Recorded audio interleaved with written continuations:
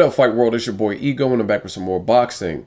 So I'm back with my segment, What's Next? Sergio Martinez. And what can I say? He's had a long and mostly healthy career up until recently. And honestly, I think he needs to hang him up. I think he needs to retire. Before I get into this video in detail, let me start off by saying some of you guys are by far the poorest fucking sports. Boxing has some of the most poor sportsmanship that I've ever seen, especially in the YTBC or just boxing, random boxing forums. You guys are poor sports. Sergio Martinez got his ass whipped. He got the brakes beat off him in a worse fashion than I've really seen other people do it. It was a tremendous win for Miguel Cotto. Now, I'm a realist. I put things in perspective. I understand that Sergio Martinez was wounded. However, going into the fight, a lot of people, including myself, said Sergio would be too much. He'd be too big. And even the people that were supporting Cotto that I talked to that were reasonable thought it would be a competitive fight. It turned out to be very one-sided, and you could only give Sergio Martinez pity rounds. Again, I understand his knee was fucked up. He wasn't the same fighter, but that doesn't dismiss or depreciate Cotto's performance. Cotto did not have to look that dominant in a fight with a good future Hall of Famer like Sergio Martinez. He just didn't. So you got to give kudos. It's the same thing with, like, you look at a Deontay Wilder. Deontay Wilder, and I'm not comparing Cotto's performance. Some of you guys are dumb and you're like, oh, Deontay Wilder is not the same as Cotto. Not comparing them. I'm just using an analogy where you compare two things. Deontay Wilder. Some people say, oh, he sucks. He's fighting bums. I agree. He hasn't really fought a world beater. He hasn't fought a Mike Tyson-esque, a Klitschko type fighter. However, all of his fights, every single one of them, 31 of them, have ended in knockouts. So you have to give him some form of credit for knocking out people who are possibly bigger than him, might be stronger than him. They might have whatever advantage and experience, more pro fights. You got to give the man credit. Same thing with Gennady Golovkin. Golovkin, he doesn't have the strongest resume, in my opinion. However, he's taking guys who have fought at 160 or coming up in weight like 154, and he's disposing of them how you should dispose of him. And he's like trashing them like Ishida. He shows you that he's no match. Gabe Rosado came up in weight. He did what he was supposed to do to a Gabe Rosado, given the fact that Gabe Rosado's tough, he's pretty resilient, and he's durable, and he just abused him. So you got to give guys credit where credit is due. Sergio Martinez, I understand he has the knee issue, but Cotto looked spectacular. His hooks couldn't miss. He had a good game plan, cutting off the ring. He closed the distance, ring generalship. You got to give the man props, and he came up in weight to do it, especially when you guys were saying, including me, that Sergio would be too much and too big. Nobody knew Sergio's knee was as bad as it was, but that doesn't have anything to do with it. He still won convincingly. Back to Sergio Martinez. Like I said, he's had a long career. He's already done the unthinkable, but his time has come to an end, in my opinion.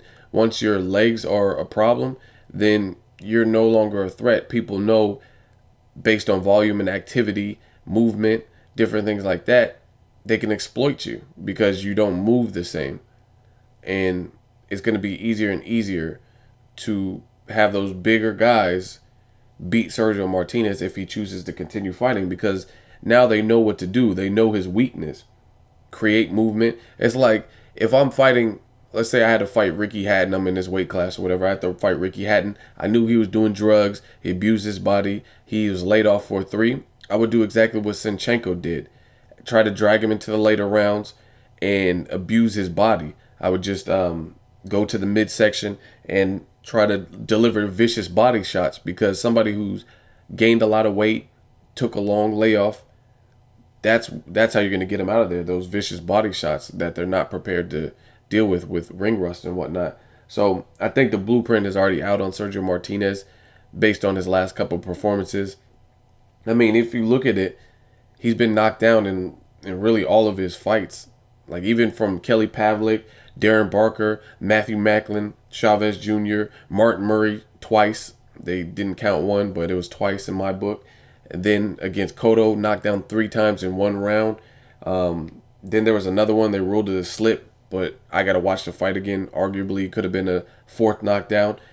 It's just he's done. I think he needs to put a fork in it before he further tarnishes his legacy, kind of like a Roy Jones Jr. You got these athletic fighters, and as they age and lose reflexes, speed, get injuries, get broken down from being in wars and accumulation, they're not the same fighter. And once that athleticism leaves you, unless you're a Bernard Hopkins, Mayweather, or like a Rigondeaux, somebody who can fight at a later age based on their fighting style, it's not going to look pretty for you because you just get broken down and you're not the same beast that you once were. So I like Sergio Martinez. Much respect for just being brave and having heart, fighting guys. He got pretty much moved out of 154 because after the Paul Williams knockout, nobody really wanted to see him. But he's a flawed fighter. He always has been, but he was hard to exploit those flaws because he was fast. He didn't even look fast in this fight, which is a problem. Like, I'm talking about hand speed, nothing. Like, okay, your legs fucked up. It didn't look like his hand speed was even fast. He didn't look elusive. He's not the same guy. And there's only so much time you could take off and still be relevant. Like even Andre Ward, I'm kind of concerned with him. And he has a totally different fighting style. He has a style that can preserve his body, or he can come back a year later and still look good. But still taking this long layoffs and long amount of time off, it's not good. Sergio Martinez, I just think he's done. I don't think, like, even a guy like a Peter Quillen would probably be too much for him. If he can't move, you know what I mean? Peter Quillen's a big middleweight. A lot of people say he's a bum and all that. He's big, though. He's big, and it looks like he has some punching power. So with Cotto's performance, people are going to see that, try to exploit it. Even when Sergio Martinez in the Cotto fight last night, he was throwing his own punches, and he nearly fell. Like, I'm like, what the fuck? Like, his balance looked horrible. He's always had bad balance and the ability to get caught in by a good counterpuncher because he's caught off balance. That's how Kelly Pavlik dropped him. But it's even worse now. His performance, to me, was reminiscent of Juan Manuel Lopez versus Mikey Garcia. How Juan Ma just looked terrible. His balance, he looked like he couldn't take a shot well. His power didn't look the same. It looked horrible. I've seen Juan Ma look good and look crispy and have power, but in the Mikey Garcia fight, he looked like trash, straight basura. So that's really what I think. I think Sergio Martinez needs to call it a career, and he's done all he could do in the sport. It's just his time, in my honest to God opinion. So he can get into training, try to show people the art. He's definitely giving people a way. Let them know that you can defy the odds, start boxing late, and have a successful career. You can get beat by a Margarito earlier in your career and bounce back. It's just, I think his time has come to an end. Make sure you like the video. As always, hate, comment, or subscribe. Till next video, it's Ego, signing off.